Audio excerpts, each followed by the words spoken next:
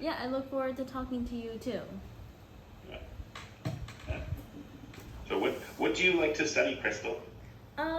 In study and in both NISA, I really do like the art subject. We have it at study. I do like it. It's one of my favorite subjects. And also English. I've learned it growing up, and it was Mhm. also a language that I spoke most. It was like my first language after Vietnamese. Vietnamese being my Mhm. second language, as you can see my English right now. Yeah. Yes. Yeah.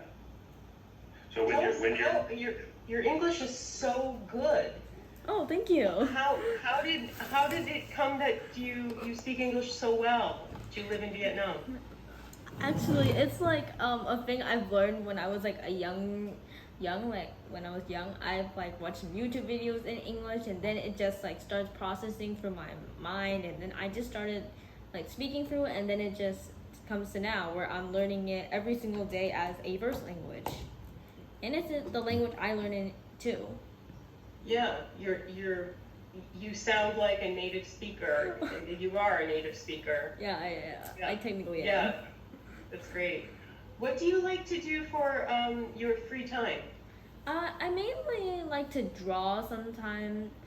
It's one of my hobbies. It's something I do enjoy. I also do like writing. I mean, I don't write a lot, but it's something I do like.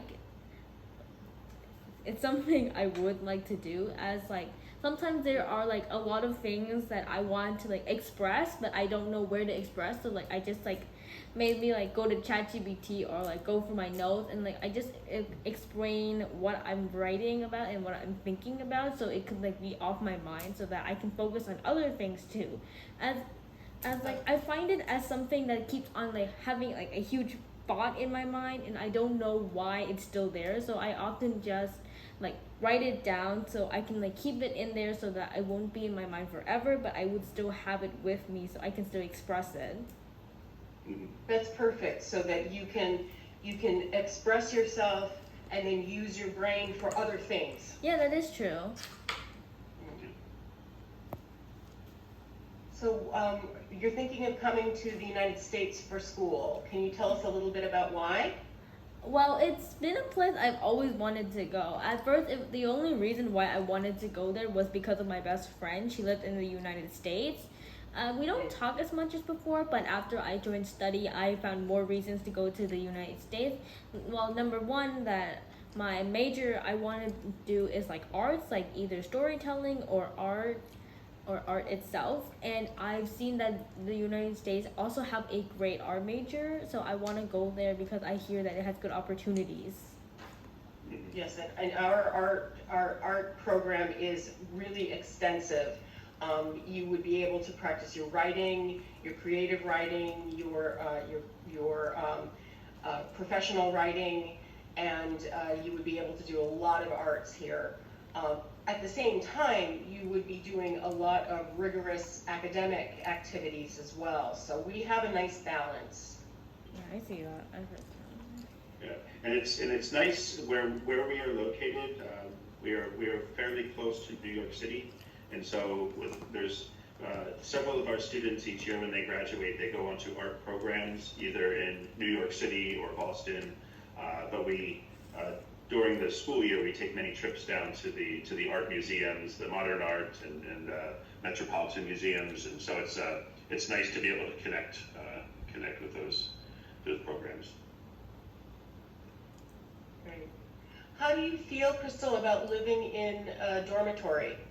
I'm very fine with that, as like in my current as like where I'm living right now is an apartment, and I technically do have a roommate at in study. She stays here because her home is very far, and I wouldn't actually mind staying very far away from my home, as if I could still be able to like call my mom and or my dad or my brothers every now and then I would still be happy. And sure, I might get a little homesick sometimes, but as long as I can still be able to like hear their voices, then I would still be able to have the feeling of I'm at home.